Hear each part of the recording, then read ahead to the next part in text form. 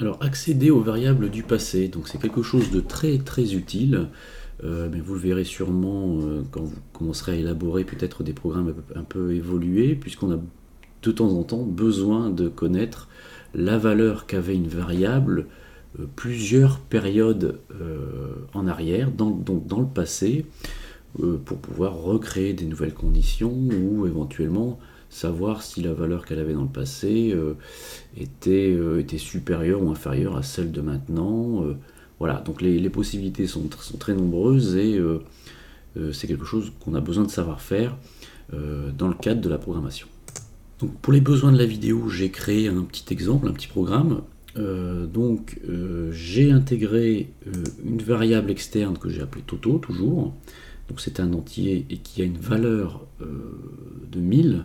Alors, il faut savoir qu'une variable externe comme celle-ci, une fois qu'on lui a affecté une valeur, eh bien, elle ne reprendra plus le pas sur la programmation. C'est-à-dire que c'est la valeur lorsque vous lancez l'indicateur, donc en l'occurrence le programme, la première fois sur le graphique. C'est-à-dire que cette valeur Toto, si elle change par la suite dans le programme, ici dans les valeurs variables externes, elle ne changera pas puisque ce sera la valeur de la variable à l'instant, à la première bougie, à la première période du graphique. Donc c'est pour ça qu'ici, j'ai mis 1000 dans l'exemple pour pouvoir ensuite modifier cette variable dans le programme. Pourquoi? Parce qu'ici, je vous explique un petit peu ce que j'ai fait pour illustrer en fait l'utilisation des variables dans le passé, c'est que cette variable Toto, je la décrémente à chaque fois que l'on passe une nouvelle journée dans le graphique. Ici, c'est le graphique de l'euro-dollar, je crois. Donc à chaque fois que l'on détecte que l'on est à la première barre de la journée, eh bien je décrémente la valeur de Toto de 10. C'est-à-dire que Toto sera égal à la valeur de Toto, donc la valeur actuelle, moins 10. La première journée, c'est égal à 1000. La journée qui suit, eh bien, je prends 1000, je lui enlève 10, ça fait 990, et je continue, ainsi de suite. À chaque nouvelle journée, je décrémente de 10. Ensuite, ce que je veux faire, c'est que, donc, une fois que je connais Toto et que je le décrémente de 10 tous les jours, je veux connaître la valeur qu'il avait à la période précédente, c'est-à-dire à la bougie juste avant que la bougie actuelle où le programme exécute le calcul. Donc, ce que je fais, c'est que je déclare une nouvelle variable que j'ai ici appelée ancien Toto, et je lui affecte la valeur de Toto, donc, mais une période en avant. Alors, pour accéder aux variables du passé, aux valeurs des variables du passé, on utilise sous ProRealTime des crochets, ici. Voilà, on les ouvre et on les ferme, donc c'est Alt-GR5 et Alt-GR degré, hein, donc juste après le 0 sur votre clavier. Et à l'intérieur des crochets, eh bien, on met la valeur du passé à laquelle on souhaite, que l'on souhaite connaître la valeur. C'est-à-dire que là, ici, si je veux connaître la valeur de Toto, une barre en avant, eh bien, je mets 1. Si c'était 100 barres en avant, eh bien, j'aurais mis 100. Voilà, tout simplement. Je peux même mettre 0, eh bien, ce sera la valeur à l'heure actuelle. Bon, c'est pas très important, là, ça sert à rien, en fait, on va dire. Donc là, ici, je vais mettre, par exemple, à la valeur de la barre précédente, donc je mets 1. Voilà, donc ancien Toto prendra la valeur qu'avait Toto à la barre juste avant. Donc je vais retourner donc la valeur de Toto, qui décrémente tous les jours, et la valeur d'ancien Toto, qui lui aura la valeur de la barre d'avant. Donc voilà, je valide le programme, et je retourne ces deux variables sur le graphique. Donc qu'est-ce que je remarque? Eh bien que j'ai... Alors je vais afficher les détails des valeurs des variables.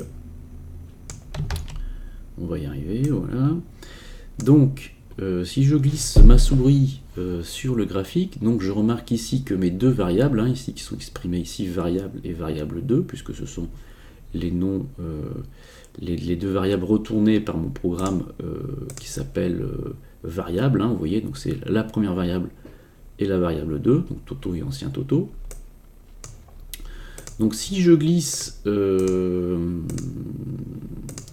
ma souris sur les valeurs, donc qu'est-ce que je remarque? C'est que je remarque ici que c'est une nouvelle journée hein, sur l'euro-dollar, donc par rapport à ma condition ici déclarée, que à l'instant T, eh bien, que ma première variable ici, qui est Toto, eh bien, on décrémente de 10, puisqu'avant c'était moins 730, donc évidemment en négatif, si on décrémente moins 730 de 10, on arrive à moins 740. On remarque que ma variable 2, qui elle est ancien Toto, donc elle ne change pas pendant une barre. Pourquoi? Parce que elle me donne toujours la valeur qu'avait la variable juste avant, une barre avant. Donc ici, elle reste toujours à 730, puisque une barre avant, vous voyez, on avait 730 dans Toto. Et bien, ancien Toto, il est, même si Toto change dans la valeur courante, ancien Toto prend la valeur qu'avait Toto à la période juste avant. J'espère que je suis clair. Donc voilà, sauf que ça ne dure qu'une seule barre, évidemment, puisque à partir du moment où Toto a changé, à la barre qui suit, eh bien, ancien Toto prend la valeur que Toto vient de changer, et donc toujours 740, et comme ça, toute la journée, ça durera pareil, jusqu'à la prochaine journée, où, eh bien, évidemment, eh bien, l'opération se répétera de la même façon. Alors, accéder aux variables du passé, ça veut pouvoir dire également que, par exemple, ici, cette valeur 1, eh bien, je pourrais aussi, elle, la mettre en variable. Par exemple, je vais dire ici que je vais pouvoir changer moi-même ce look back, enfin cette recherche de barres dans le passé, je vais la changer moi-même. Alors on pourrait le faire dynamiquement dans un programme, pourquoi pas, ça pourrait être 1 au milieu de la journée, ça pourrait être 5 le soir, ou enfin peu importe. Hein. Donc ici ce que je vais faire, pourquoi pas, c'est moi-même rajouter une variable externe. Donc je l'ai appelée période, je vais l'ajouter dans mes variables externes, donc ce sera forcément un entier évidemment, puisque des périodes dans le passé, il ne peut pas y avoir des demi-périodes ou des... on est obligé de retourner toujours 1, 2, 3, 4, 5 bougies dans le passé. Donc ici, bien, je mets 1 par défaut, donc je ferme, voilà, donc ma variable est déclarée. Je valide mon programme, donc évidemment 1, donc c'est pareil que tout à l'heure, hein, ça n'a pas changé, mais je pourrais ici donc changer dynamiquement ma période de recherche de la valeur pour ancien Toto dans le passé. Donc ici, bon, je crée moi-même un décalage artificiel. Je pourrais mettre 100 par exemple. Donc voilà ce qu'on pourrait obtenir en mettant une variable pour trouver la valeur du passé de la variable Toto. Alors évidemment, on pourrait utiliser des valeurs du passé des indicateurs techniques, et c'est tout l'intérêt de la chose, et aussi des valeurs open, high, low, close des bougies par exemple, mais ça ce sera l'objet d'une autre vidéo à venir plus loin dans la formation.